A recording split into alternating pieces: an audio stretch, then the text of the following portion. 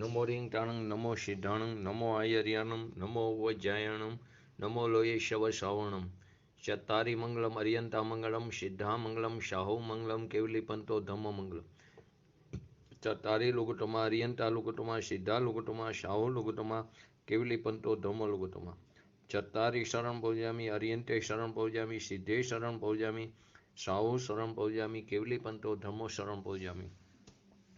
जे स्वरूप समज्या विना पाम्यो दुख अनंत समजाव्यो ते पद नमो श्री सदगुरु भगवंत परम पुरुष प्रभु सदगुरु परम ज्ञान सुखधाम जेणे आप्यो बाननी તેને સદા પ્રણામ દેહ છતાં જેની દશા વર્તે દેહાતીત આજ્ઞાનીના ચરણમાં હો વંદનય ગણિત શ્રીકાન ગુરુના ચરણમાં હો વંદનય ગણિત શ્રી ભગવતી માતના ચરણમાં હો વંદનય ગણિત। આપણે બે ધ્યાન આર્ત ધ્યાન અને રુદ્ર ધ્યાન જે આપણને સહજ રીતે અનાદિકાળથી ચાલ્યા આવે છે તે આર્ત ધ્યાન અને રુદ્ર ધ્યાનનું સ્વરૂપ જોયું। એવા આર્ત ધ્યાન અને રુદ્ર ધ્યાનથી બચવાની વાત બતાવવામાં આવી। આવું આર્ત ધ્યાન તે સમય દ્રષ્ટિને પણ હોય છે। તેને તમારો કોલ હોલ્ડ પર રાખ્યો છે, કૃપા કરી લાઈન પર તે આર્ત ધ્યાન સમ્યક દ્રષ્ટિને પણ હોય છે, એટલે કે આર્ત ધ્યાન છઠ્ઠા ગુણસ્થાન સુધી હોય છે। આર્ત ધ્યાનના જે 4 ભેદ બતાવ્યા તેમાં નિદાન આર્ત ધ્યાન તે છઠ્ઠા ગુણસ્થાને નથી હોતું, બાકીના ત્રણેય આર્ત ધ્યાન છઠ્ઠા ગુણસ્થાન સુધી હોય છે। અને રૌદ્ર ધ્યાન જે છે તેના જે 4 ભેદ બતાવ્યા તે 5મા ગુણસ્થાન સુધી હોય છે। પરંતુ આપણા આર્ત ધ્યાન અને રૌદ્ર ધ્યાન અને તેમના આર્ત ધ્યાન અને રૌદ્ર ધ્યાનમાં ઘણો ફરક હોય છે, તે તેના સ્વામીપણે હોતા નથી। હવે આપણે ત્રીજું ધર્મ ધ્યાન, તો કે ધર્મ ધ્યાનના પણ 4 ભેદ પડે છે। ધર્મ ધ્યાનના પણ 4 ભેદ પડે છે। તો કે ધર્મ ધ્યાનના કયા 4 ભેદ પડે છે?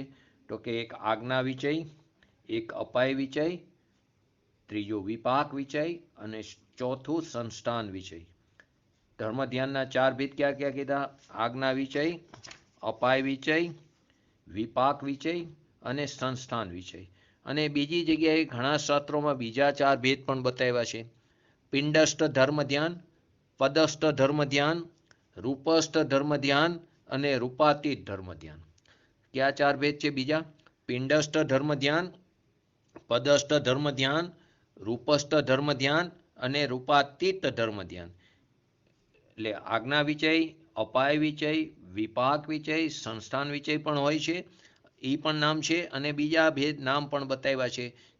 4 જ ભેદ પણ એના બીજા નામ છે, પિંડસ્થ ધર્મ ધ્યાન, પદસ્થ ધર્મ ધ્યાન, રૂપસ્થ ધર્મ ધ્યાન અને રૂપાતીત ધર્મ ધ્યાન। આ ધર્મ ધ્યાન તે સમ્યક દ્રષ્ટિને જ થાય છે, મિથ્યા દ્રષ્ટિને ધર્મ ધ્યાન થતું નથી એવો નિયમ છે। અને ચોથા ગુણસ્થાનથી ધર્મ ધ્યાન શરૂ થઈને 7મા ગુણસ્થાન સુધી ધર્મ ધ્યાન હોય છે। તો આવા ધર્મ ધ્યાનના 4 ભેદ। પણ પહેલી વસ્તુ, ધર્મ ધ્યાન કોને કહેવામાં આવ્યું? ધર્મ ધ્યાન કોને કહેવામાં આવ્યું? તો પહેલા ધર્મ ધ્યાનના સ્વરૂપનું તો વર્ણન સમજવું પડે ને। તો કે ધર્મ ધ્યાન તે કોઈ સમ્યક દ્રષ્ટિને થાય છે। કોઈ એવો વિરલા પુરુષ હોય, એવા કોઈ જ્ઞાની પુરુષ હોય કે જે પોતે રાગદ્વેષ મોહરૂપ બંધનને છેદીને પોતે પરમ પુરુષાર્થી થઈને તેને ધર્મ ધ્યાનને એટલે કે પોતાના આત્માની પ્રાપ્તિ કરી છે, તે ક્યારેક ધર્મ ધ્યાનને પ્રાપ્ત થાય છે। જે પોતે સૂતા, બેસતા, ચાલતા, હાલતા, ચાલતા, કસાયોમાં પ્રવર્તવા વાળાને પણ જે વિના પ્રયાસે જ આર્ત અને રૌદ્ર ધ્યાન થાય છે, તે રીતે ધર્મ ધ્યાન થઈ જતું નથી। ધર્મ ધ્યાન તે રીતે નથી થતું। આર્ત ધ્યાન અને રૌદ્ર ધ્યાન તો વગર પ્રયત્ને થાય છે। હાલતા ચાલતા કસાયમાં પ્રવર્તવા વાળો જે જીવ છે તેને વગર પ્રયત્ને જ આર્ત અને રૌદ્ર ધ્યાન થાય છે, તે રીતે ધર્મ ધ્યાન થઈ જતું નથી। જગ્યાના નિમિત્તથી પરિણામ પણ શુભ અશુભ થાય છે। જગ્યાને પણ પ્રભાવ છે. એટલે કે તે અપેક્ષાએ કે જગ્યાના નિમિત્તથી તમે કોઈ એવી જગ્યાએ, ધારો કે કોઈ થિયેટરમાં ગયા હોય પિક્ચર જોવા, તો એ જગ્યાનો જે પ્રભાવ છે એટલે કે જગ્યાનું તે નિમિત્ત પામીને જીવ ત્યારે તેના પરિણામ પણ તે પ્રકારના અશુભ થતા હોય છે. અને જે રીતે આપણે સોનગઢ આદિ જઈ તો કે તે સોનગઢ જઈ તો કે જ્યાં તેની ભૂમિ ઉપર એના તર ઉપર જે એક પવિત્ર ભગવાન આત્માના જ્યાં રચકણો વિચરી રહ્યા છે કે જે ત્યાં તેમના આપણને વાઇબ્રેશન પણ ત્યાં મળે છે. ત્યાં તે પ્રકારના શુભ પરિણામ ધર્મરૂપ પરિણામ પણ થાય છે. અને ક્યાંક એવી જગ્યાએ ગયા હોય ફરવાના સ્થળ ઉપર કે જ્યાં એકલી લીલોતરી હોય તો ત્યાં તે પ્રકારના પરિણામ થાય છે. તો કે જગ્યાના નિમિત્તથી પરિણામ પણ શુભ અને અશુભ થાય છે. માટે ધર્મ ધ્યાનને જે પ્રાપ્ત કરવાવાળા ઈચ્છુક જે જીવ છે તે કેટલાય પરિણામોને બગાડવાવાળા સ્થાનોથી તે દૂરથી જ તેનો ત્યાગ કરી દેશે. તે તેવા સ્થાન ઉપર જતો જ નથી, તે સ્થાનોનો દૂરથી ત્યાગ કરી દેશે. કેમ કે ખોટી જગ્યાએ જાઓ તો પરિણામ ખોટા જ થાય છે. ત્યાં ખોટી જગ્યાએ જાઓ, તમે જુગારના અડા ઉપર જાઓ ને ત્યાં તમને ધર્મના પરિણામ આવે, 3 કાળમાં શક્ય નથી. ખોટી જગ્યાએ પરિણામ પણ કેવા થાય છે? ખોટા જ થાય છે. તો કે દુષ્ટ હોય, હિંસક હોય, પાપ કર્મ કરવાવાળા હોય, પાપ કર્યાથી આજીવિકા કરવાવાળા હોય, કોઈ તીવ્ર કસાઈ હોય, કોઈ નાસ્તિક હોય, ધર્મના દ્રોહી જ્યાં રહેતા હોય ત્યાં પરિણામ કેવા થઈ જાય? કલેશિત થઈ જાય છે. જ્યાં કોઈ દુષ્ટ માણસ રહેતો હોય, પાખંડી, મિથ્યા દ્રષ્ટિ, વેશધારીઓનો જ્યાં અધિકાર હોય ત્યાં ધર્મ ધ્યાનના પરિણામ લાગતા નથી. જ્યાં પ્રજા ઉપર ઉપદ્રવ થતો હોય, ત્યાં દુકાળ હોય, મહામારી આદિના ઉપદ્રવ સહિતની પ્રજા હોય. અત્યારે જે ચાલી રહ્યા છે ને ત્યાં અત્યારે ધર્મ ધ્યાનના પરિણામ ન થાય. અત્યારે જે આપણે આખા વર્લ્ડ ઉપર ચાલી રહ્યું છે મહામારી, તો ત્યાં અત્યારે ધર્મ ધ્યાનના પરિણામ થતા નથી. વેશ્યાઓનો સંચાર હોય, વ્યભિચારીનું સંકેત સ્થાન હોય, આચરણ ભ્રષ્ટ હોય, જે વેશધારી એનું સ્થાન હોય, કે જ્યાં મારણ, ઉચ્ચાટન વિદ્યાના, મેલી વિદ્યાના સાધક હોય, જ્યાં હિંસાદી પાપ કર્મના ઉપદેશક હોય, કોઈ કામશાસ્ત્રનું વાંચન કરવાવાળા હોય, કોઈ યુદ્ધ શાસ્ત્ર કે ધ્રુટોના બનાવેલા ખોટી કથાના શાસ્ત્રોની જે પ્રરોપણા કરતા હોય, જ્યાં જુગાર રમાડવાવાળા હોય, જ્યાં મદ્યપાન કરવાવાળા હોય, એટલે કે કોઈ પણ પ્રકારની અનિષ્ટ જે ઈષ્ટ નથી એવી પ્રવૃત્તિ જ્યાં પણ થતી હોય, અથવા તો જ્યાં ચાંડા રહેતો હોય, શિકારી રહેતા હોય, કસાઈ આદિ દૃષ્ટોનો સંચાર હોય, દુષ્ટ તપસ્વીઓ હોય, જ્યાં સ્ત્રીઓનો પરિચાર એટલે કે ત્યાં એનો સહવાસ હોય, નપુંસકનો સમાગમ હોય, જ્યાં યાચક હોય, રોગી હોય, વિકલાંગ હોય, આંધળા હોય, લૂલા હોય, બહેરા હોય, પીડાના અવાજ કરવાવાળો હોય, જ્યાં શિકાર કરવાવાળા હિંસક જીવ હોય, ત્યાં કલક કામના ધારક પશુ કે મનુષ્ય આદિ રહેતો હોય, કે જેનું આખો દી કામ શું હોય? ક્લેશ કરવાવાળાનું, આખો દી છર કપટ કરવાવાળા મનુષ્ય આદિ રહેતા હોય, જ્યાં જીવોના ડર, બકોલ એટલે કાંટા, ઘાસ, પાષાણ, હાડકા, માંસ, લોહી, મરમૂત્ર, પંચેન્દ્રિય જીવોના મૃત શરીર આદિથી જે દૂષિત હોય, ત્યાં શુભ પરિણામોને બગાડે છે. ત્યાં શુભ પરિણામ ઉત્પન્ન થતા નથી. તે ધ્યાનને નષ્ટ કરવાવાળા સ્થાન છે. માટે તેને દૂરથી ત્યાગવા યોગ્ય છે. કેમ કે ખોટા સ્થાનના યોગથી અવશ્ય પરિણામ બગડે છે. માટે જે શુભ ધ્યાનના ઈચ્છુક હોય તેને ખોટા સ્થાનોમાં સ્વપ્નમાં પણ તેને નિવાસ ન કરવો જોઈએ. સ્વપ્નમાં પણ તેવા સ્થાનોનો નિવાસ ન કરવો જોઈએ.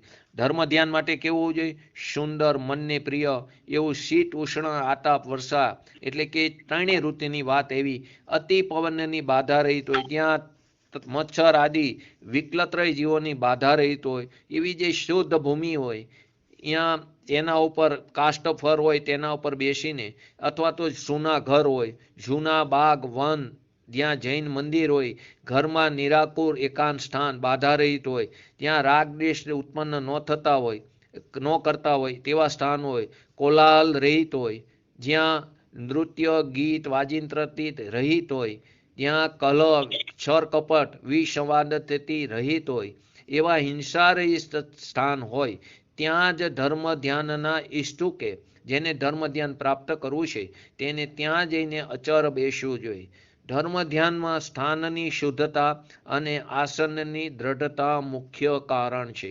ધર્મ ધ્યાનમાં સ્થાનની શુદ્ધતા પણ મુખ્ય કારણ છે અને ત્યાં આસનની દ્રઢતા પણ મુખ્ય કારણ છે. આપણે બાર લૌકિકમાં પણ બોલી છે કે જે 2 પ્રહર એટલે કે બપોર સુધી પણ તે ધંધાના સ્તર ઉપર દ્રઢપણે બેસી શકતો નથી, તેનો વેપાર વગેરે બગડી જાય છે. અથવા તો જૂના જમાનામાં ઘરડા માણસો શું કહેતા હતા કે તું ધંધો ચાલે કે ન ચાલે, 1000 દિવસ સુધી તું ધંધાના સ્થાન ઉપર બેસજે, તને તારો ધંધો ચાલશે. પણ ત્યારે ત્યાં બેસી રહેવું પડશે. તો અહીં શું કહે છે કે જે પોતાના ધંધાના સ્થાન ઉપર બપોર સુધી પણ એક જગ્યાએ બેસી શકતા નથી, તેનો ધંધો વગેરે બગડી જાય છે. તો ધર્મ ધ્યાન આસનની દ્રઢતા વગર કેવી રીતે થાય? માટે ધર્મ ધ્યાનમાં સ્થાનની શુદ્ધતા અને આસનની દ્રઢતા તે મુખ્ય કારણ છે. હવે જે 6 પ્રકારના જે સહનન છે તેમાં જે 3 પ્રકારના જે ઉત્તમ સહનન આપણે ગઈકાલે વાત આવી હતી, તે 3 પ્રકારના જે ઉત્તમ સહનનના ધારીથી જ ધ્યાનમાં દ્રઢતા થાય છે. જેમનું વ્રજમય સહનન છે તેવા જે દેવ મનુષ્યના ઘોર ઉપદ્રવ ઉપસર્ગથી પણ ચલાયમાન થતા નથી, જેમનું આસન તથા મન કેવું હોય છે? દ્રઢ હોય છે. તે તો જેવું પણ સ્થાન તથા બેસવાનું સ્થાન હોય તેના ઉપરથી ધ્યાન કરી લે છે. અને જે હીન સહનનના ધારી છે તેમણે તો સ્થાનની શુદ્ધતા અને આસનની શુદ્ધતા અવશ્ય જોઈને ધર્મ ધ્યાનમાં પ્રવર્તન કરવું જોઈએ. જે આવા સહનન ઉત્તમ સહનન વાળા છે એ તો ગમે તે સ્થાન હોય, ગમે ત્યાં સ્થાન તથા બેસવાનું સ્થાન હોય તેના ઉપરથી ધ્યાન કરે. પરંતુ જેનું સહનન હીન છે તેને તો સ્થાનની શુદ્ધતા અને આસનની શુદ્ધતા અવશ્ય જોઈને ધર્મ ધ્યાનમાં પ્રવર્તન કરવું જોઈએ. જેમનું ચિત્ત સંસાર શરીર ભોગોથી વિરક્ત થઈ ગયું છે, જેની અંદર ચંચળતા ન હોય, સંશય રહિત આત્મજ્ઞાની અધ્યાત્મની અંદર રસની અંદર તરબોળ હોય, તેને સ્થાનનો તથા આસનનો પણ તેને નિયમ નથી. પરંતુ જે હીન વાળા કીધા, જેનું ચિત્ત હજી સંસાર આદિમાં ચોંટેલું છે અને જે હીન સહનન વાળા છે તેમના માટે તો આસન અને સ્થાનની શુદ્ધતા હોવી જરૂરી છે. જેઓ દર્શન જ્ઞાન ચારિત્રની સહિત છે, જે જીતેન્દ્રિય આપણે કહીએ છીએ, તેઓ અનેક અવસ્થાઓ સ્થિતિઓથી ધ્યાનની સિદ્ધિ પ્રાપ્ત કરી લેશે. તેના માટે આસનની કે સ્થાનની વાત અગત્યની નથી. તો ધર્મ ધ્યાની છે તે કેવી રીતે ચિંતન કરે છે? જે ધર્મ ધ્યાની જે છે સમ્યક દ્રષ્ટિ જીવ છે તે કેવી રીતે ચિંતન કરે છે? તે એવી રીતે વિચારે છે કે મા અનર્થ્યો, કે હું જે અનંત ગુણોનો ધારી, હું અનંત ગુણોની જે મારી પ્રજા છે એનાથી હું યુક્ત છું, અનંત ગુણોથી સહિત છું. પરંતુ મેં સંસારરૂપી જે મારું વન છે તેમાં અનાદિકાળના જે કર્મરૂપી વેરીથી હું પૂર્ણ રૂપે ઠગાઈ ગયો છું. હું તેનાથી પૂર્ણ રૂપે મારો ઘાત થઈ ગયો છે. એવા મેં અજ્ઞાન ભાવથી કર્મના ઉદયના નિમિત્તે થતા રાગદ્વેષના મોહ આદિ જે છે તેને મેં મારું સ્વરૂપ જાણીને હું ઘોર દુઃખરૂપ સંસારમાં પરિભ્રમણ કર્યું છે. મેં મારા અજ્ઞાન ભાવથી કર્મના ઉદયના નિમિત્તથી થતા રાગદ્વેષ મોહ આદિ જે વિકારી પરિણમન છે તેને મેં મારું સ્વરૂપ જાણીને મેં સંસારનું પરિભ્રમણ કર્યું છે. હવે મારો કર્મના કોઈ ઉપશમથી પરમ ઉપકારી જે જિનેન્દ્ર ભગવાનના ઉપદેશની પ્રાપ્તિ થવાથી મારો જે રાગરૂપી જે મારો રોગ છે તે નાશ પામ્યો, તથા મોહ નિંદ્રાના દૂર થવાથી સ્વભાવ અને પરભાવનું જ્ઞાન પ્રાપ્ત થયું. આ મોહ નિંદ્રામાં હું જે ડૂબેલો હતો તે આ સુતેલાને કોણ જગાડે છે? તો કે સંતો જગાડે છે. સુતેલાને સંતો જગાડે.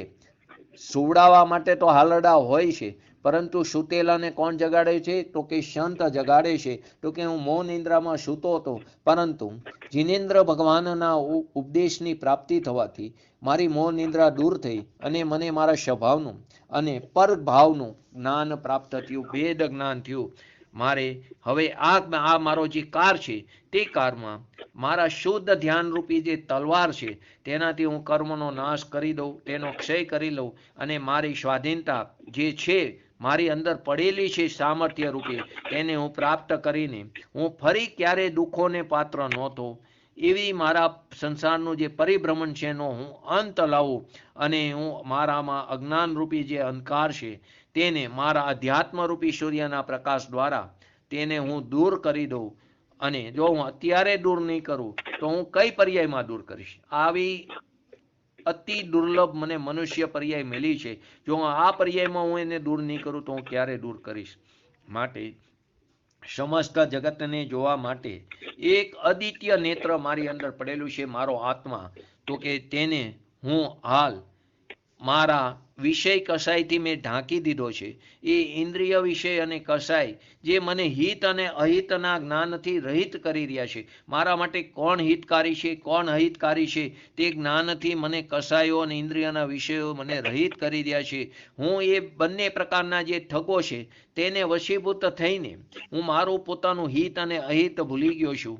એ મળે છે ત્યારે તો મને તે બહુ જ સારા લાગે છે, પરંતુ અંતમાં તો તે નિરસ લાગે છે. એવા પાંચેય ઇન્દ્રિયોના વિષયોથી હું મારા ભગવાન આત્માના આશ્રયે હું એને ટાળી દઉં, અને જે હું અત્યારે મારા ભગવાન આત્મા જે મારો સ્વરૂપ છે તેને હું ઠગાઈ રહ્યો છું, તેને હું મારા જ પોતાના ભગવાન આત્માના આશ્રયે પુરુષાર્થપૂર્વક તે જે હું એને સ્વરૂપને નથી સમજી શક્યો તેને સમજીને સંસારના પરિભ્રમણનો અંત કરું. હું અને પરમાત્મા બંને કેવા છે? જ્ઞાન નેત્રવાળા છે. પરમાત્મા સ્વરૂપની પ્રાપ્તિ માટે હું મારા સ્વરૂપને જાણવાની ઈચ્છા એટલે કે ભાવના કરું છું.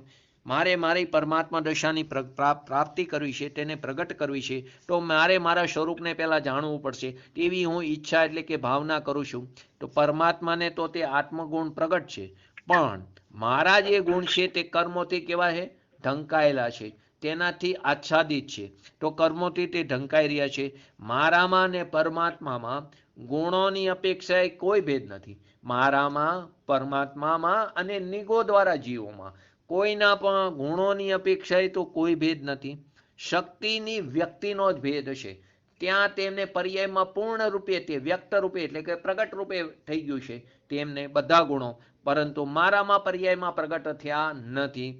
આ કર્મજન્ય દુઃખ છે ત્યાં સુધી હું જ્ઞાન સમુદ્રની અંદર ડૂબ્યો નથી, ત્યાં સુધી હું દુઃખી જ રહીશ. મને આકુરતા વ્યાકુરતા રહેશે. તો મારે તે આકુરતા અને વ્યાકુરતાને ત્યાગ એને છોડીને નિરાકુરતાની જો પ્રાપ્તિ કરવી હોય તો મારી અંદર જે પડેલા છે ગુણો એટલે કે ગુણોને ધરનાર એવો જે ભગવાન આત્મા છે તેનો મને મહિમા આવવો જોઈએ.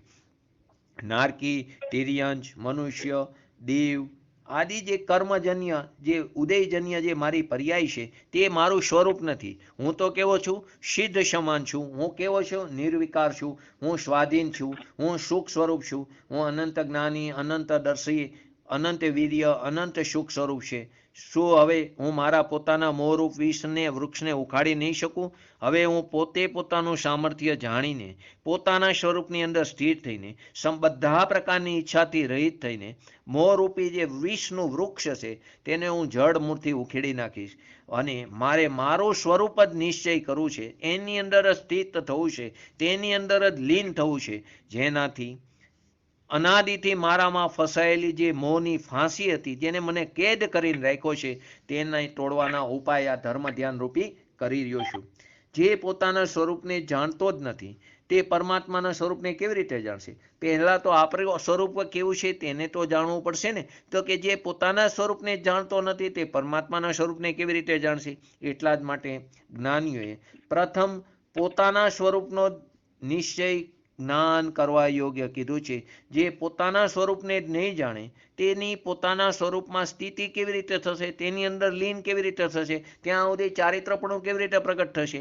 તો કે અનાદિથી પૂતગલથી મરી એક થઈ રહેલો આત્માને તે કેવી રીતે ભિન્ન કરશે?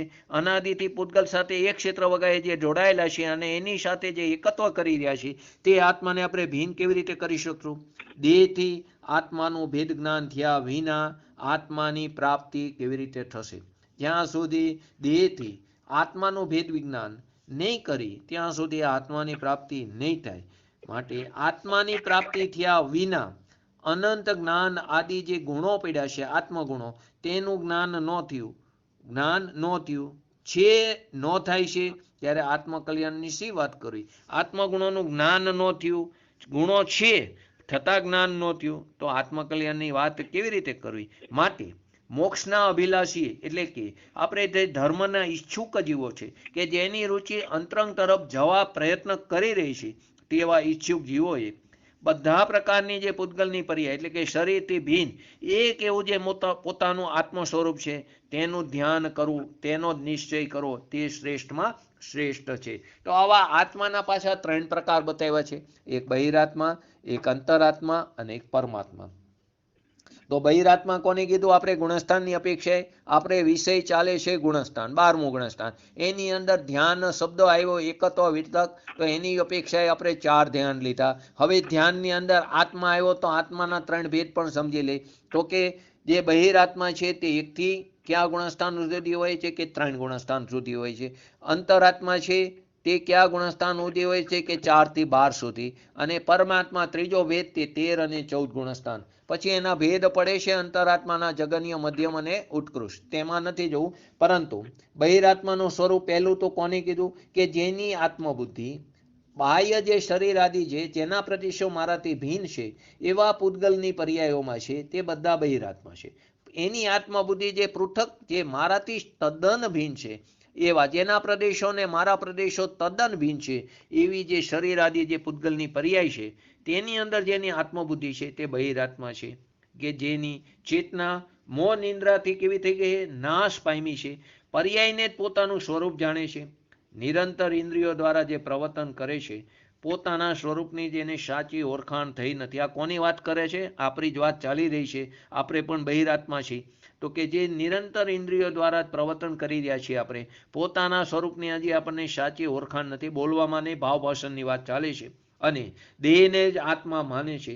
દેવ પર્યાયમાં પોતાને દેવ, નારકી પર્યાયમાં પોતાને નારકી માન્યો, તિર્યંજ પર્યાયમાં પોતાને તિર્યંજ, અને અત્યારે મનુષ્ય પર્યાયમાં પોતાને મનુષ્ય જાણીને પર્યાયના વ્યવહારમાં તન્મય થઈ જાય છે. પર્યાય તો ખરેખર કેવું છે? કર્મયુક્ત પૂતગલમય પ્રત્યક્ષ જે આપણો જ્ઞાનરૂપી આત્મા છે તેનાથી જુદી જ જણાય છે. તો પણ હું કર્મજન્ય પર્યાયમાં એકત્વપણું કરીને પર્યાયની અંદર તન્મય થઈ રહ્યો છું. આનાથી વધારે કમનસીબી કઈ? તો કે હું કેવો છું? હું ગોરો છું, હું કારો છું, હું અન્ય વર્ણો છું, હું રાજા છું, રંગ છું, સ્વામી છું, સેવક છું, બળવાન છું, નિર્બળ છું, હું બ્રાહ્મણ છું, ક્ષત્રિય છું, હું જૈન છું, હું શુદ્ર છું. તો આ બધામાં ક્યાં આવ્યું? તો કે હું એ પર્યાયમાં પોતાપણું કરી લીધું છે. હું સ્ત્રી છું, હું પુરુષ છું, નપુંસક છું વગેરે કર્મના ઉદયજન્ય જે પરપૂતગલોની જે વિનાશિક પર્યાય છે એની અંદર આત્મબુદ્ધિ છે તે બહિરાત્મા મિથ્યા દ્રષ્ટિ છે. આ જે શરીરમાં આત્મબુદ્ધિ છે તે અહીંના શરીરના જે સંબંધી જે છે સ્ત્રી, પુત્ર, મિત્ર, શત્રુ એના સંબંધી છે. તો તેની અંદર રાગ, દ્વેષ, મોહ, ક્લેશ આદિ આપણે ઉપજાવી છે. એને કારણે શું થાય? આર્ત ધ્યાન અને રૌદ્ર ધ્યાન તે પરિણામોથી મરણ કરાવીને પાછા સંસારમાં અનંત કાળ સુધી તે પાછા આપણને પરિભ્રમણ કરાવે છે. એટલે કે પૂતગલની પર્યાયમાં જે આત્મબુદ્ધિ છે તે પૂતગલમય જડરૂપી એકેન્દ્રિયોમાં અનંત કાળ સુધી ભ્રમણ કરાવે છે. શું શબ્દ બોલ્યા? પૂતગલની પર્યાયમાં જે આપણી આત્મબુદ્ધિ છે તે પૂતગલમય જડરૂપ, પૂતગલમય જડરૂપ એકેન્દ્રિય એટલે શું? કે જેને આપણે જીવ માનવા તૈયાર નથી. પૃથ્વી જીવ છે તો આપણે જમીનને જીવ માનવા તૈયાર નથી. બોલવામાં માનીશી પરંતુ ભાવમાં નથી માનતા, એટલે જ આપણે જેમ ને તેમ એનો ઉપયોગ કરીશી. તો કે જેને જીવ માનવા આપણે તૈયાર નથી એટલે આપણે એને જડ માની છીએ. એવી વાત બતાવી છે કે જેને પૂતગલની પર્યાયમાં જેને આત્મબુદ્ધિ છે તે પૂતગલમય જડરૂપ એકેન્દ્રિયોમાં અનંતકાળ સુધી એટલે અનંતકાળ સુધી સ્થાવરકાય જીવોમાં તે ભ્રમણ કરાવે છે. એટલા જ માટે હવે મેં આ છેલ્લે આત્માર્થીમાં મૂક્યું હતું કે સ્વાધ્યાય ગ્રુપમાં પણ આ કોટેશન મૂક્યું હતું. માટે આપણે બહિરાત્મા બુદ્ધિને છોડીને અંતરાત્માનું અવલંબન કરીને પરમાત્માપણાનું પામવાનો આપણે પુરુષાર્થ આ પર્યાયમાં શીઘ્ર ને શીઘ્ર કરવો જોઈએ. બહિરાત્મા જે આપણી બુદ્ધિ છે તેને છોડીને એ નાસ્તિતિ કીધું. અસ્થિતિ શું લેવાનું? કે પોતાના અંતરાત્માનું અવલંબન લઈને પરમાત્મા શું આપણું ધ્યેય છે? તો કે પરમાત્મા પણ પ્રગટ કરવાનો. ભલે અત્યારે આ કારમાં કારની અપેક્ષા ન થાય પરંતુ ભાવના તો એવી જ ભાવવી પડે. ઈચ્છા પણ એ કેવળ જ્ઞાન તો વર્તી શકે છે, શ્રદ્ધા પણ એ કેવળ જ્ઞાન થઈ શકે છે, વિચાર યોગે કેવળ જ્ઞાન થઈ શકે છે. તો કે બહિરાત્મા બુદ્ધિને છોડીને અંતરાત્માનું અવલંબન લઈને પરમાત્મા પણ પામવાનો પુરુષાર્થ આપણે કરવો જોઈએ. તો આ પ્રકારે એક બહિરાત્માનું સ્વરૂપ લીધું. હવે અંતરાત્મા ખરેખર આ સાધક દશા છે તો એનું થોડુંક વિગતવાર વાત સમજવી પડે. તો આ જગતમાં જે રૂપ આપણને જોવામાં આવે છે તે બધા પોતાના આત્માના સ્વભાવથી કેવા છે? ભીન છે, પદ્રવ્ય છે, જળ છે, અચેતન છે. હું કેવો છું? જ્ઞાન સ્વરૂપ છું. ઇન્દ્રિયો દ્વારા જાણવામાં તે આવતો નથી. ઇન્દ્રિયથી આપણને દેખાતો, એના માટે એને જાણવા માટે આગમ ચક્ષુ ખોલવું પડશે. ઇન્દ્રિય ચક્ષુથી આત્મા જાણી શકાતો નથી. અત્યારે પણ આપણને આપણો આત્મા જણાય છે. ગુરુદેવના સમયમાં બહુ સરસ પ્રશ્ન થયો હતો. જામનગરથી પરેશભાઈ વાધેરે બહુ નાના હતા, તો કે તમે એમ કહો છો કે આત્મા જણાઈ રહ્યો છે, તો આંખ બંધ કરું છું, આંખ ખોલું છું તો બધું બહારનું દેખાય છે, આંખ બંધ કરું છું તો કે અંધારું લાગે છે. તો કે આ અંધારું છે તે જાણ્યું કોણે? તો કે જ્ઞાને. બસ એ જ આત્મા છે, તે જ આત્મા છે. તો કે ઇન્દ્રિય દ્વારા જે જાણવામાં નથી આવતો, પરંતુ આગમ ચક્ષુથી એટલે કે પોતાના અનુભવથી તે કેવો છે? આત્મા સાક્ષાત પ્રત્યક્ષ છે. હવે હું કોની સાથે વાત કરું? મારો આત્મા તો મારી સાથે સાક્ષાત પ્રત્યક્ષ છે. હું અન્ય લોકો દ્વારા સમજાવવા યોગ્ય છું. હું અન્ય લોકોને હું સંબોધન કરું એવો જે મારો વિકલ્પ છે તે પણ કેવું છે? આપણે અષ્ટપાવડની અંદર બતાવ્યું છે તેની અંદર કે તે પાગલપણું છે. એવો વિકલ્પ કેવો કીધો છે? ભ્રમ છે. કારણ કે પોતાના અને પરના આત્માને જાણ્યા વિના હું કોને સમજાવું અને કોણ સમજે? જે સમજે છે તે પોતાની ઉપાદાનની લાયકાતને કારણે સમજે છે, ત્યારે તેના ઉપર નિમિત્તપણાનો આરોપ આવે છે. બાકી તો સમજે છે તો પોતાની યોગ્યતાથી. તો કે હું કોને સમજાવું અને કોણ સમજે? હું તો કેવો છું? બધા પ્રકારના વિકલ્પ રહિત કેવો છું? જ્ઞાતા છું, જાણવા વાળો છું, જે પોતાના સ્વરૂપને જ આપ રૂપે જાણે છે, જે ખરેખર તો પોતાના સ્વરૂપને જ આપ રૂપે જાણે છે.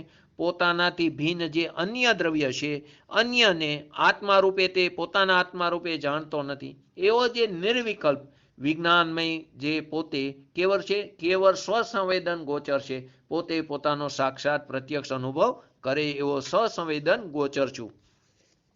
તો અંતરાત્મા કેવો વિચાર કરે છે?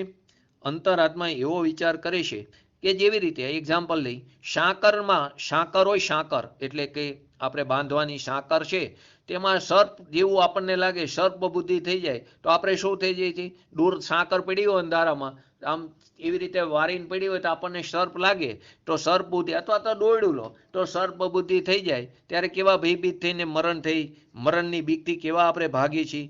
ત્યારે ભાગી, પડી વગેરે ક્રિયાથી પણ આપણે કેવા થઈએ છીએ? ભ્રષ્ટ થઈ જાય છે. ભાગી શકતો નથી ખરેખર તો તે સમયે તે ક્ષેત્રથી ક્ષેત્રાંતર થયું છે. તે જ રીતે પૂર્વે કાળમાં મેં શરીર આદિમાં આત્મબુદ્ધિ કરીને શરીરના નાશમાં પોતાનો નાશ જાણ્યો. ઘણી વિપરીત ક્રિયાઓમાં આપણે પ્રવર્તન કર્યું. જેવી રીતે સાકરની અંદર સાપનો ભ્રમ નષ્ટ થઈ જવાથી સાકરને આપણે સાકર જાણી, ત્યારે ભ્રમરૂપ જે ક્રિયા છે તેનો પણ અભાવ થઈ જાય છે. તે જ રીતે મારા શરીરમાં આત્માનો જે બ્રહ્મ, મને આત્મબુદ્ધિ નાશ થઈ ગઈ હતી, તે હવે આચરણમાં પણ મને ભ્રમનો અભાવ થઈ ગયો છે. જેનું જ્ઞાન કર્યા વિના હું સૂતેલા પ્રાણી જેવો હતો, તેનું જ્ઞાન કરી લેવાથી હું જાગૃત અવસ્થામાં આવી ગયો. હું મોહરૂપી નિંદ્રા અવસ્થામાં હતો, પરંતુ પોતાના સ્વભાવનું જ્ઞાન કરી લેવાથી હું જાગૃત અવસ્થામાં છું. એવો ચૈતન્યમય ભગવાન આત્મા છું. તો કે આ જ્ઞાન જ્યોતિમય પોતાના સ્વરૂપને જોવાથી મારા પોતાના રાગદ્વેષ શું થઈ જાય? નષ્ટ થઈ જાય છે. તે સમય તે પર્યાયની યોગ્યતા જ એવી છે કે રાગદ્વેષ ઉત્પન્ન નથી થતા. તેને આપણે શું કહીએ છીએ? મારા રાગદ્વેષ નષ્ટ થઈ ગયા છે. માટે હવે મારું કોઈ વેરી નથી, મારું કોઈ પ્રિય નથી. વેરી મિત્ર તો જ્ઞાનમાં રાગદ્વેષ વિકારથી જણાય છે. વેરી કેમ દેખાય છે? કે જ્ઞાનમાં રાગદ્વેષ આદિ જે વિકાર છે તેનાથી વેરી કે મિત્ર જણાય છે. તો હવે તો મારા માટે કોઈ વેરી નથી, કોઈ પ્રિય નથી, કેમ કે રાગદ્વેષ જ નાશ પામ્યા છે. તો મારા માટે કોણ વેરી, કોણ મિત્ર? તો કે જે મારા નાયક આત્મ સ્વરૂપને જાણતો નથી, તે મારો શત્રુ કે મિત્ર કેમ હોઈ શકે? જે મારા પોતાના ભગવાન આત્માને જાણી શકતો નથી, તે મારા માટે શત્રુ કે મિત્ર કેવી રીતે હોઈ શકે? હોઈ જ ન શકે. તથા જેણે મારા સ્વરૂપને સાક્ષાત જોઈ લીધું છે, તે પણ મારો શત્રુ કે મિત્ર કેવી રીતે હોઈ શકે? કેમ કે હું તો મારા સ્વરૂપનો જ્ઞાતા છું, અને પૂર્વનું બધું આચરણ જે મને અત્યારે સ્વપ્નવટ ઇન્દ્રજાળની જેમ દેખાય છે, તે મને મારું જે બધું આચરણ હતું વિપરીત, તે મને બધું કેવું છે? ઇન્દ્રજાળની જેમ દેખાય છે. આવા જ્ઞાની પુરુષની અલૌકિક દશાનું વર્ણન કોણ કરી શકે? જ્યાં અજ્ઞાની પોતાના પ્રવર્તનથી કર્મનો બંધ કરે છે, ત્યાં જ જે જગ્યાએ અજ્ઞાની અજ્ઞાન દશામાં પોતાના પ્રવર્તનથી પોતાના વિપરીત પ્રવર્તનથી કર્મનો બંધ કરે છે, ત્યાં જ જ્ઞાની પોતાના પ્રવર્તન દ્વારા કર્મબંધનથી છૂટી જાય. તે જ જગ્યાએ જે અજ્ઞાની પોતાના વિપરીત પ્રવર્તનથી કર્મનો બંધ કરે છે, તે જ જગ્યાએ ત્યાં જ જ્ઞાની પોતાના સૌરા પ્રવર્તનથી દ્વારા તે કર્મબંધનથી છૂટી જાય છે. જગતના પદાર્થો બધા જેમ છે તેમના તેમ રહેશે. જ્ઞેય પદાર્થમાં કોઈ ફરક નથી પડતો. જે જ્ઞેય પદાર્થને કારણે અજ્ઞાની રાગદ્વેષ કરે છે, તે જ જ્ઞેય પદાર્થને જેમ છે તેમ જાણીને જ્ઞાની શું કરે છે? વિતરાગ દશા પ્રાપ્ત કરે છે. તેના કર્મબંધનથી તે છૂટે છે. ત્યારે જગતના પદાર્થો જેમ છે તેમને તેમ છે, તે અન્ય રીતે નથી થતા, પરંતુ અજ્ઞાની પોતાના વિપરીત સંકલ્પો દ્વારા તે રાગ દ્વેષ મોહી થઈને તે ઘોર બંધ કરે છે. અને જે જ્ઞાની જીવો છે, જ્ઞાની જે છે તે પદાર્થનું સાચું સ્વરૂપ જાણીને તે વિતરાગી થઈને તે નિજરા કરે છે. હું પણ પૂર્વકાળમાં દુઃખોથી ભરેલા સંસાર વનમાં ચિરકાળથી દુઃખિત થયો છું. આપણે બધાની વાત છે, અહીં મેં મારા ઉપર લીધી છે. હું પણ પૂર્વકાળમાં દુઃખોથી ભરેલો જે અમારું સંસારનું પરિભ્રમણ છે તેમાં હું દુઃખિત થયો છું. તે ફક્ત શેને કારણે દુઃખી થયો છું? તે ફક્ત સ્વ અને પરના ભેદ જ્ઞાન વિના જ હું થયો છું દુઃખી. તો સમસ્ત પદાર્થોને પ્રકાશિત કરવાવાળું જે ભેદ વિજ્ઞાન રૂપ દીપક છે તે પ્રકાશતું હોવા છતાં પણ આ મૂર્ખ લોક સંસારો કિચડમાં કેમ ડૂબી રહ્યો છું?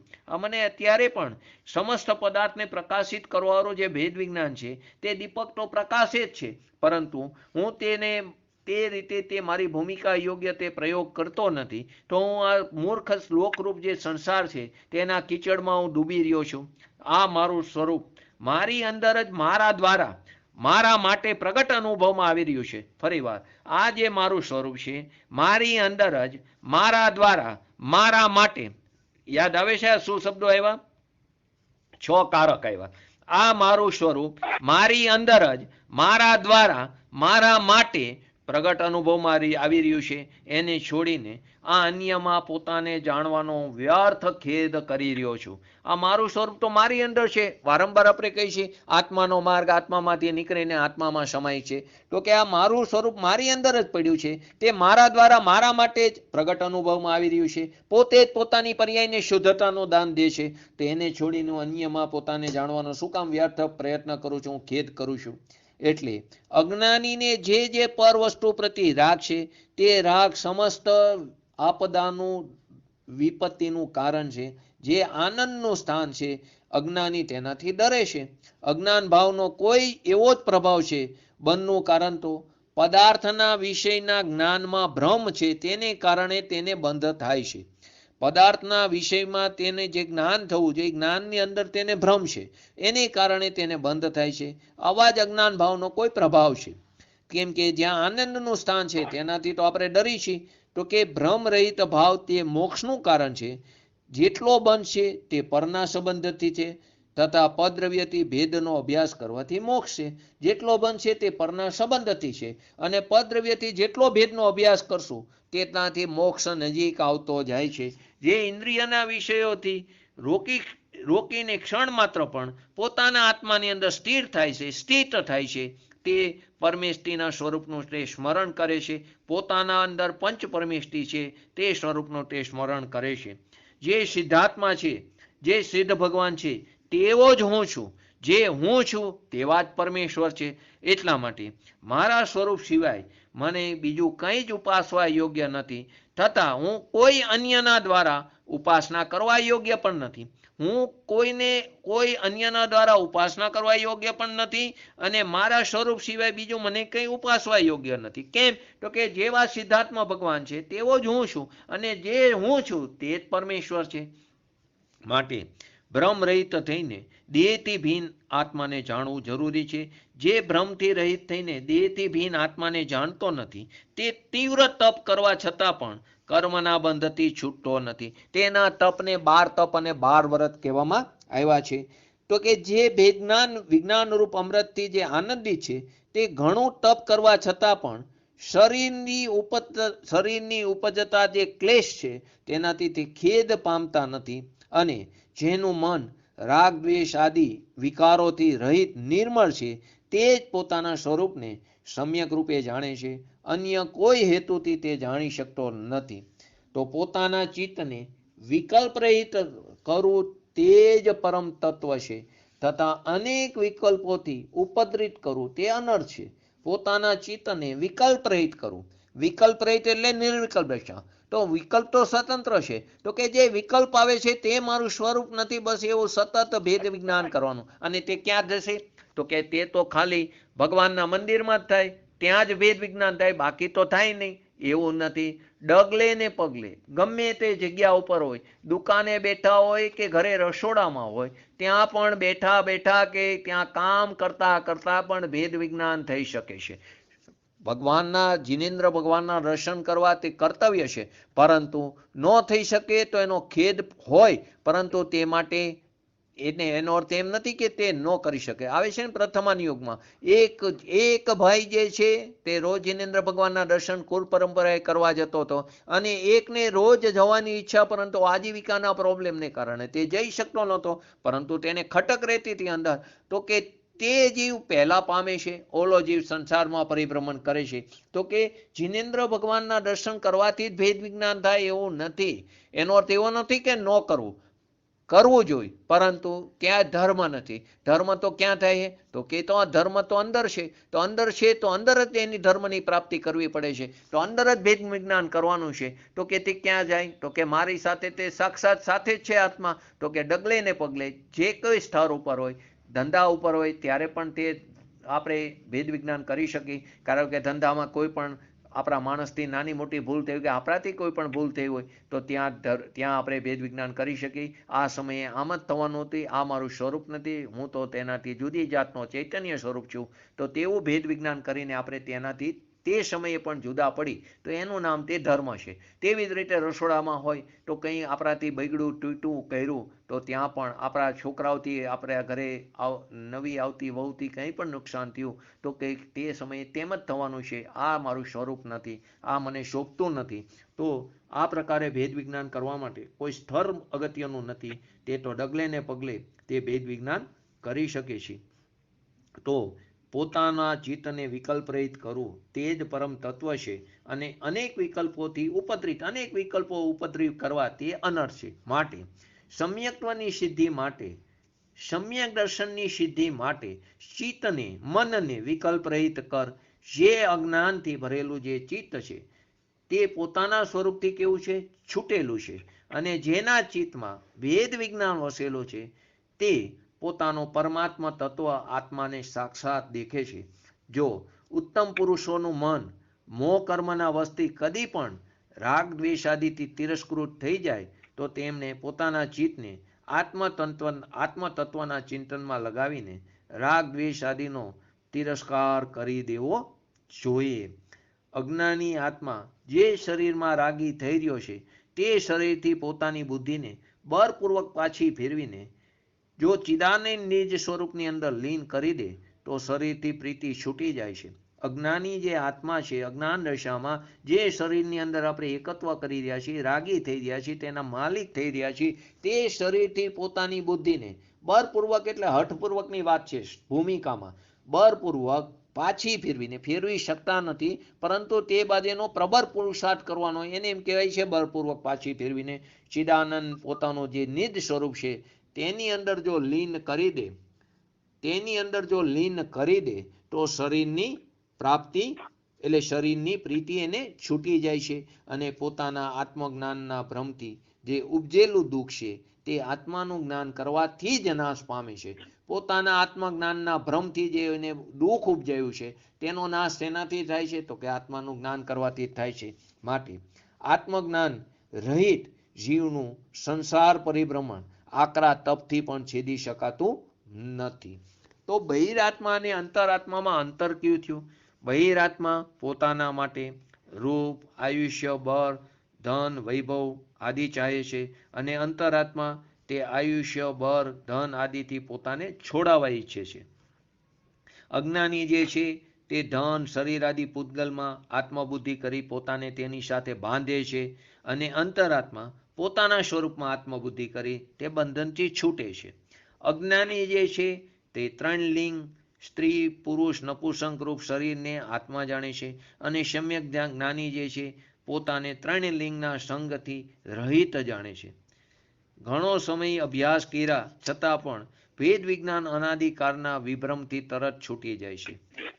ભેદ વિજ્ઞાન અનાદિકાળના વિભ્રમથી તુરત જ છૂટી જાય છે. આ રૂપ જે મને દેખાય છે તે તો કેવું છે? અચેતન છે, પણ જે ચેતન છે તે મને દેખાતું નથી. માટે અચેતન પદાર્થોમાં રાગભાવ કરવો વ્યર્થ છે. મારે તો મારો સ્વાનુભવ પ્રત્યક્ષ આત્માનો જ આશ્રય કરવા યોગ્ય છે. અજ્ઞાની જે છે તે બાહ્ય પદાર્થોમાં જ ગ્રહણ ત્યાગ કરે છે. જ્ઞાની જે છે તે અંતરંગના રાગ દ્વેષાદી પરભાવોને ત્યાગીને પોતાના આત્મભાવને ગ્રહણ કરે છે. અજ્ઞાની બાહ્ય પદાર્થોમાં ગ્રહણ ત્યાગ કરે છે અને જે જ્ઞાની છે તે રાગ દ્વેષાદી પ્રભાવોને ત્યાગે છે અને પોતાના આત્મભાવને ગ્રહણ કરે છે. અને અજ્ઞાની બાહ્ય પદાર્થમાં ત્યાગ અને ગ્રહણ કરે છે. જ્ઞાની વચનથી તથા કાયાથી ભિન્ન કરીને મન દ્વારા આત્માનો અભ્યાસ કરે છે. અન્ય વિષય ભોગોના કાર્ય કોઈ વચનથી કરે છે, કોઈ કાર્ય કાયાથી કરે છે, પરંતુ સંસારિક કાર્યમાં તે મન લગાવતો નથી. અજ્ઞાની તો વિશ્વાસ અને આનંદનું સ્થાન આ જગત છે. જ્ઞાનીને આ જગતમાં ક્યાં વિશ્વાસ અને ક્યાં આનંદ છે? તેને તો પોતાના સ્વભાવમાં જ આનંદ તથા વિશ્વાસ છે. જ્ઞાની છે તે આત્મજ્ઞાન સિવાય અન્ય કાર્યને પોતાના હૃદયમાં સ્થાન આપતો નથી. લૌકિક કાર્યને વશ થઈને જે કંઈ કરે છે તે અનિચ્છાએ વચનથી અને કાયાથી કરે છે, તેમાં મન લગાડતો નથી.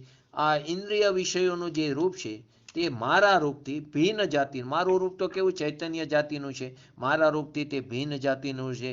મારું રૂપ તો આનંદથી પરિપૂર્ણ જ્ઞાન જ્યોતિમય છે. જ્ઞાની તો જેનાથી ભ્રમ દૂર થઈ પોતાના આત્મ સ્વરૂપની અંદર જે પોતે સ્થિત થઈ જાય છે તે જ જાણવા યોગ્ય છે, તે જ કહેવા યોગ્ય છે, તે જ સાંભળવા યોગ્ય છે અને તે જ ચિંતન કરવા યોગ્ય છે. જ્ઞાનીને શું છે કે જેનાથી ભ્રમ દૂર થઈ પોતાના આત્મ સ્વરૂપની અંદર લીન થઈ ગયા છે તે જ જાણવા યોગ્ય છે, તે જ કહેવા યોગ્ય છે, તે જ સાંભળવા યોગ્ય છે અને તે જ ચિંતન કરવા યોગ્ય છે. ઇન્દ્રિયના વિષયોમાં આ આત્માનું હિત કોઈ પણ રીતે નથી, તો બહિરાત્મા અજ્ઞાની આ વિષયોમાં જ પ્રીતિ કરે છે. જે કહેલા આત્મતત્વને ન કયા સમાન અંગીકાર કરે છે તે અજ્ઞાનીને કહેવાનો ઉદ્યમ કેવો છે? વ્યર્થ છે. તેને તમે ગમે એટલું કહો પરંતુ તે તમારો પ્રયત્ન કેવો છે? વ્યર્થ છે.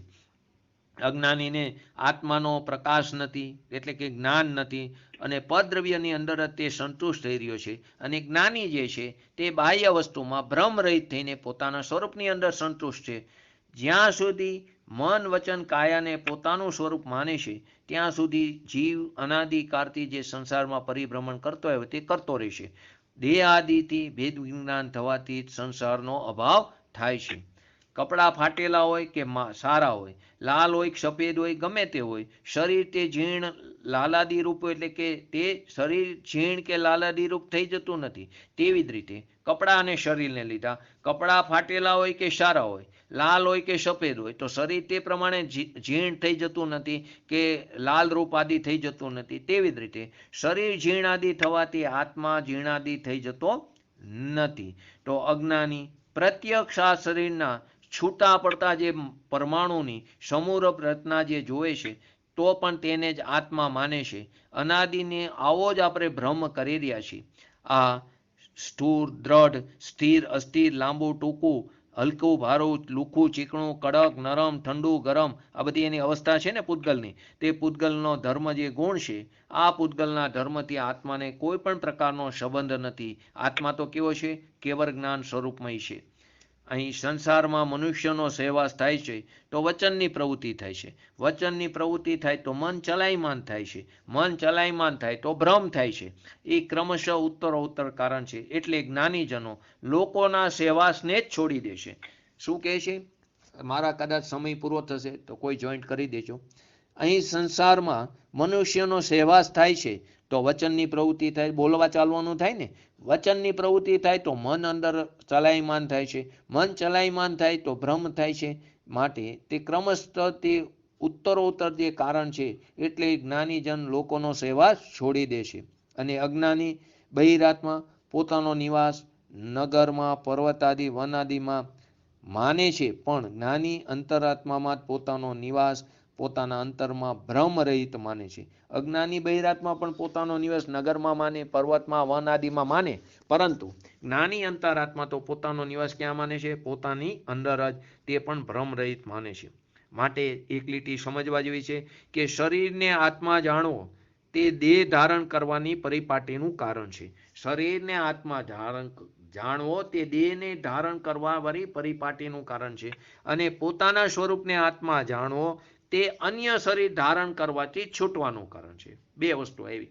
શરીરને આત્મા જાણવો તે દેહ ધારણ કરવાની પરિપાટી છે, પરંપરાનું કારણ છે, અને પોતાના સ્વરૂપને આત્મા જાણવો તે અન્ય શરીર ધારણ કરવાથી છૂટવાનું કારણ છે. આ આત્મા સ્વયં જ પોતાનો મોક્ષ કરે છે અને સ્વયં જ વિપરીત ચાલીને પોતાનો સંસાર વધારે છે. સ્વયં જ બંને ભૂલ પોતે જ કરે છે. માટે પોતાનો ગુરુ પણ કોણ છે? પોતે સ્વયં છે. અને પોતાનો વેરી પણ કોણ છે? પોતે સ્વયં છે. અન્ય તો કેવા છે? બાહ્ય નિમિત્ત છે. અંતરાત્મા જે છે તે આત્માને શરીરથી જુદો જાણે છે, શરીરને આત્માથી જુદું જાણે છે, આત્માથી સમસ્ત પર પદાર્થોને તે જુદા જાણે છે. આ શરીરને તે મલિન વસ્ત્રની જેમ નિશંક ત્યાગી દે છે. શરીરથી ભિન્ન આત્માને જાણે, શ્રવણ કરે, મુખથી બોલે, તો પણ જ્યાં સુધી ભેદ વિજ્ઞાનના અભ્યાસથી તે આત્મામાં લીન થતો નથી, ત્યાં સુધી તે શરીરની મમતાથી તે પણ છૂટતો નથી. પોતાના આત્માને શરીરથી ભિન્ન એ પ્રકારે ભાવે કે જેનાથી ફરી શરીરનો સાથ સપનામાં પણ ન થાય. સપનામાં પણ તે દેહથી ભિન્ન પોતાના ભગવાન આત્માનો તેને અનુભવ થાય. મનુષ્યોમાં જે વ્રતનો તથા અવ્રતનો જે વ્યવહાર છે તે તો બધું કેવું છે? શુભ અને અશુભ બંધનું કારણ છે. અને જે મોક્ષ છે તે તો બંધના અભાવરૂપ છે. માટે જે વ્રત આદિ ક્રિયા છે તે પણ પૂર્વ અવસ્થામાં છે. સૌથી પ્રથમ તો અસંયમ ભાવને છોડીને સૌ પ્રથમ સંયમ ભાવને ગ્રહણ કરવો. જ્યારે શુદ્ધાત્મ ભાવ પરમ વિતરાગ રૂપમાં ઠરી જશે ત્યારે સંયમ ભાવ પણ ક્યાં રહેવાનો છે? આપણે બોલીએ છીએ ને, સૌથી પહેલા અસંયમ ભાવને છોડીને સંયમ ભાવ ગ્રહણ કરવો. પરંતુ જ્યારે શુદ્ધાત્મ ભાવ પરમ વિતરાગ ભાવમાં ઠરી જશે ત્યારે સંયમ ભાવ પણ ક્યાં રહેશે? તો કે આ જાતિ તથા મુનિ શ્રાવકના લિંગ વેશ એ બંને તો શરીરના આશ્રય વર્તે છે. ત્યાં શરીરાત્મક જ સંસાર છે. માટે જ્ઞાની જીવ જાતિ અને લિંગમાં પણ પોતાપણાનો એકત્વનો જે છે તેનો ત્યાગ કરે છે. જેની દેહમાં આત્મબુદ્ધિ છે તે પુરુષ જાગતો થકો, વાંચતો થકો પણ સંસારથી છૂટતો નથી. અને જેને પોતાના આત્માની અંદર એકત્વનો નિશ્ચય છે તે ઊંઘતો હોવા છતાં, અસાવધાન હોવા છતાં પણ તે સંસારથી છૂટી જાય છે. જ્ઞાની પોતાના સિદ્ધ સમાન શુદ્ધ સ્વરૂપની આરાધના કરીને સિદ્ધપણાને પ્રાપ્ત થઈ જાય છે. જેવી રીતે દિવેત જે છે તે દીવા સહિત સ્વયં દીપક થઈ જાય છે, તેવી રીતે આત્મા પણ, શું કીધું? ફરી વાર, આ જાતિ, આ મુનિ શ્રાવકના લિંગ વેશ એ બંને શરીરના આશ્રય વર્તે છે. ત્યાં શરીરાત્મક જ સંસાર છે. માટે જ્ઞાની જીવ જાતિ અને લિંગમાં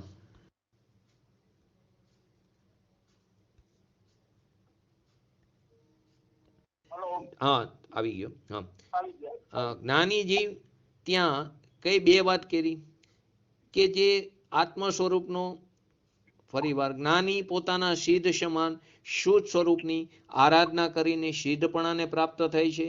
જેવી રીતે દિવેતની દીવાવાળી વાત કરી જે સ્વયં દીપક થઈ જાય છે, તેવી જ રીતે આત્મા પણ પોતાની આત્માની આરાધના કરીને તે પરમાત્મા થઈ જાય છે. એટલે કે જેને દેહમાં આત્મબુદ્ધિ છે તે પુરુષ જાગતો હોવા, વાંચતો હોવા છતાં પણ સંસારથી છૂટતો નથી. અને જે પોતાના આત્માની અંદર એકત્વનો નિશ્ચય કરે છે તે ઊંઘતો હોવા છતાં, અસાવધાનપણો હોવા છતાં પણ સંસારથી છૂટી જાય છે.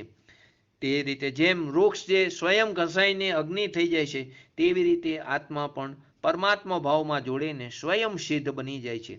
જેમ કોઈને સપનામાં પણ પોતાનો નાશ જોયો પણ જાગ્યા પછી તેનો નાશ તો ન થયો, તેવી રીતે જાગતો હોવા છતાં પણ જે ભ્રમથી પોતાનો નાશ માને છે તેને વાસ્તવમાં તો નાશ થતો નથી, પણ જે પર્યાય ઉપજી છે તે નાશ થયા વિના રહેતી નથી.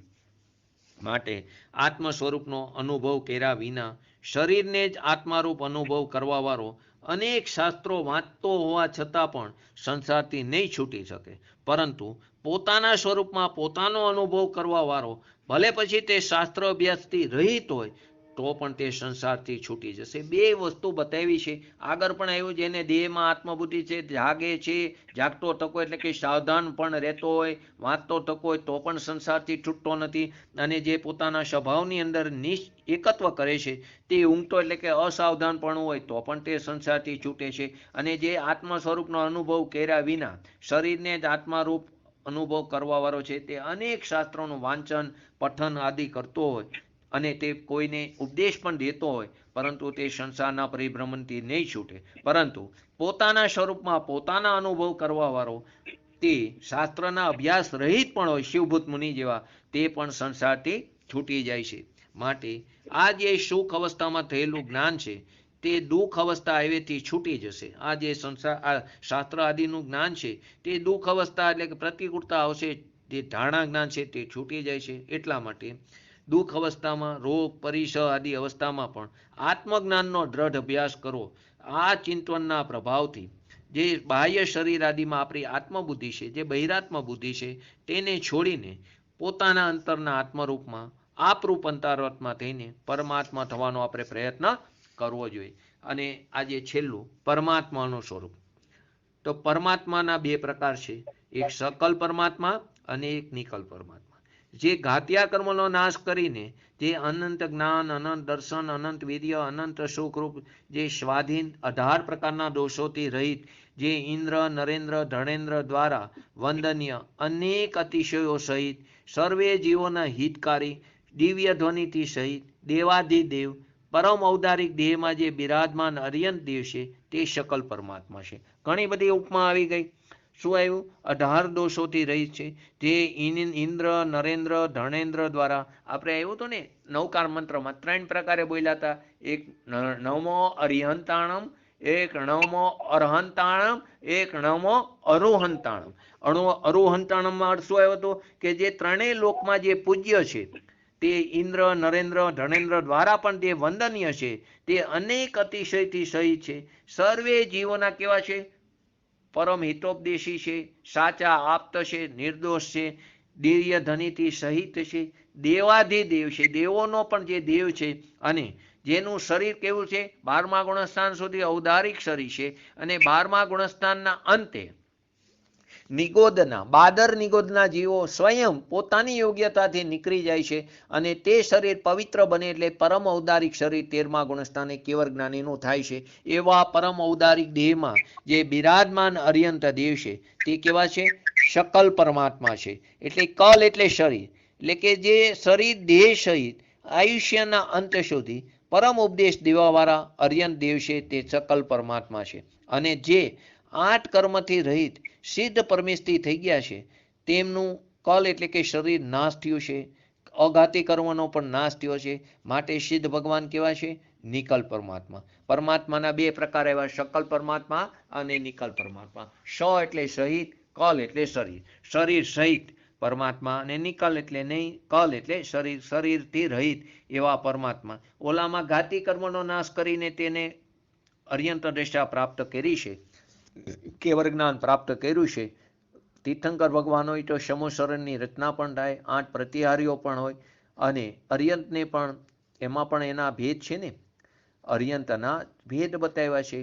ત્યાં મુખ કેવરી હોય, કેવરીના 6 ભેદ બતાવ્યા, 7 ભેદ બતાવ્યા છે. મુખ કેવરી હોય, સાતિશ્ય કેવરી હોય, અંતકૃત કેવરી હોય, ઉપસર્ગકૃત કેવરી હોય. આ બધા એના ભેદ છે. તો કે કોઈને 8 પ્રતિહાર્યનો વૈભવ ન પણ હોય, પરંતુ જે તીર્થંકર છે એને તો 8 પ્રતિહારી આદિનો વૈભવ છે. અને જે પરમ ઔદારિક દેહમાં જે બિરાજમાન અર્યંત દેવ છે તે શકલ પરમાત્મા કહેવામાં આવ્યા. અને જે 8 કર્મથી રહિત બધા, એટલે 4 ઘાતી અને 4 અઘાતી, બધા પ્રકારના કર્મથી રહિત એવા જે સિદ્ધ પરમેશથી થઈ ગયા છે, દ્રવ્ય કર્મ, ભાવ કર્મ, નો કર્મથી રહિત એવી જે દશાને પ્રાપ્ત થયા છે, એવા જે સિદ્ધ ભગવાન છે કે જેનું શરીર નાશ થયું છે, માટે તે સિદ્ધ ભગવાનને કેવા કીધા? નિકલ પરમાત્મા કહેવામાં આવ્યા. પરમાત્મા પદ આ મનુષ્ય પર્યાયમાં કોઈ રત્નત્રયની આરાધના કરવા વાળાને જ પ્રાપ્ત થાય છે. જે સમ્યક દર્શન, સમ્યક જ્ઞાન અને સમ્યક ચારિત્ર રૂપી જે આરાધના કરે છે તેને જ પ્રાપ્ત થાય છે. એનું બીજ બહિરાત્માપણું છોડીને અંતરાત્મામાં લીન થવું તે છે. બીજ વાવવાનું છે. ક્યાં છે એનું બીજ? બીજ એટલે એની જે આપણે કોઈ પણ વૃક્ષ ઉગાડવું હોય તો એનું બીજ વાવીને તો આ બીજ કયું છે? તો બહિરાત્માપણું છોડીને અંતરાત્માપણામાં લીન થવું અને તે અંતરાત્મા પૂર્વક પરમાત્મા પદની પ્રાપ્તિ થાય છે. તો આ મનુષ્ય પર્યાયમાં કોઈ રત્નત્રયની આરાધના કરવાવાળો જે જીવ છે તેને જ આ પરમાત્મા પદની પ્રાપ્તિ થાય છે. બહિરાત્માને મિથ્યાત્વ ગુણસ્થાન જ હોય છે. ચોથા ગુણસ્થાનથી લઈને 12મા ગુણસ્થાન સુધી અંતરાત્મા કીધા અને દેહ સહિત 13મા અને 14મા ગુણસ્થાનમાં છે અને તેમને પરમાત્મા જાણવા. દેહ સહિત ક્યાં છે? 13મા અને 14મા ગુણસ્થાનમાં છે. તેમને પરમાત્મા જાણવા અને દેહ રહિત તે ગુણસ્થાન તીત છે જે સિદ્ધ ભગવાન છે તે પણ પરમાત્મા છે, પરંતુ તે નિકલ્પ પરમાત્મા છે. ગુણસ્થાન તો મોહ અને યોગની અપેક્ષા હોય છે. ભગવાન સિદ્ધોને મોહ કર્મ પણ નથી તથા મન વચન કાયાના યોગનો પણ અભાવ થઈ ગયો છે. માટે ત્યાં ગુણસ્થાન સંજ્ઞાથી કેવા છે? તે રહિત છે, તે ગુણસ્થાન તીચ છે. તો આપણે અત્યારે 12મું ગુણસ્થાન ચાલે છે. 12મું, 13મું, 14મું અને ગુણસ્થાન તીત એટલી વસ્તુ આપણે આગળ ચાલશે. તો ગુણસ્થાન તો મોહ અને યોગની અપેક્ષા છે.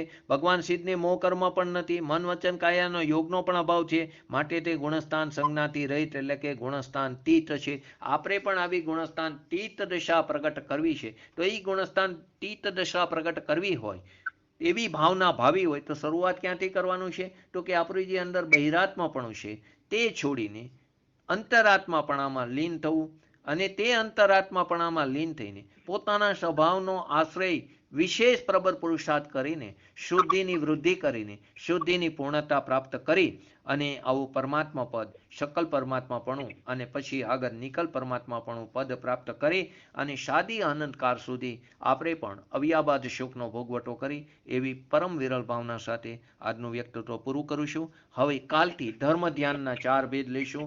આજ્ઞા વિષય ધર્મ ધ્યાન, અપાય વિષય ધર્મ ધ્યાન, વિપાક વિષય ધર્મ ધ્યાન અને સંસ્થાન વિષય ધર્મ ધ્યાન. અને એના બીજા જે 4 ભેદ છે તેની ડીપમાં નહીં જઈ. પિંડસ્થ ધર્મ ધ્યાન, પદસ્થ ધર્મ ધ્યાન, રૂપસ્થ ધર્મ ધ્યાન અને રૂપાતીત ધર્મ ધ્યાન. આપણે આજ્ઞા વિષય ધર્મ ધ્યાન, અપાય વિષય, વિપાક વિષય અને સંસ્થાન વિષય ધર્મ ધ્યાનની થોડી વિગતવાર વાત કરીને પછી આપણે આપણો જે વિષય શુક્લ ધ્યાનનો છે તેની અંદર જશું. આજમાં કોઈને પ્રશ્ન હોય તો કહો.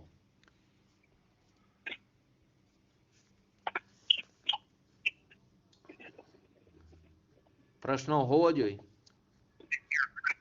પ્રશ્ન હું તમને કહું છું, કાલ તમે જવાબ દેજો કે જે કોઈ આ ધર્મ ધ્યાનની આપણે વાત કરી તો કે ધર્મ ધ્યાનની વાત કરી તો છઠ્ઠા ગુણસ્થાને તો નિર્વિકલ્પ દશા હોતી નથી. તો ત્યાં ધર્મ ધ્યાન કેવી રીતે સંભવી શકે? ચોથા ગુણસ્થાનથી 7મા ગુણસ્થાન સુધી ધર્મ ધ્યાન કીધું ને, તો છઠ્ઠા ગુણસ્થાને તો નિર્વિકલ્પ દિશા હોતી નથી, શુદ્ધ ઉપયોગ હોતો નથી. તો ત્યાં ધર્મ ધ્યાન કેવી રીતે સંભવે? આનો જવાબ કાલ પહેલા લઈને પછી આપણે આગળ ધર્મ ધ્યાનની વાત કરશું. એના માટે તમે તત્વા સૂત્રમાં અધ્યાય 9 સૂત્ર 36નો અભ્યાસ કરજો. તેમાં એ પ્રશ્ન પણ આપ્યો છે, એનો જવાબ પણ આપ્યો છે. તો કાલે તત્વા સૂત્ર લઈને બધા બેસજો. થોડુંક એમાંથી પણ લઈશું અને બાકીનું આપણે 4 આ ધર્મ ધ્યાનની વિગતવાર વાત કરશું. બોલીએ શ્રી પંચ પરમેષ્ઠી ભગવંતોનો જય. બોલીએ શ્રી જીનવાણી માતનો જય. બોલીએ શ્રી પરમ પૂજ્ય પરમ ઉપકારી શ્રી સદગુરુ દેવનો જય. બોલીએ શ્રી પ્રસમમૂર્તિ ભગવતી માતનો જય. બોલીએ શ્રી સનાતન જૈન દિગંબર ધર્મનો જય.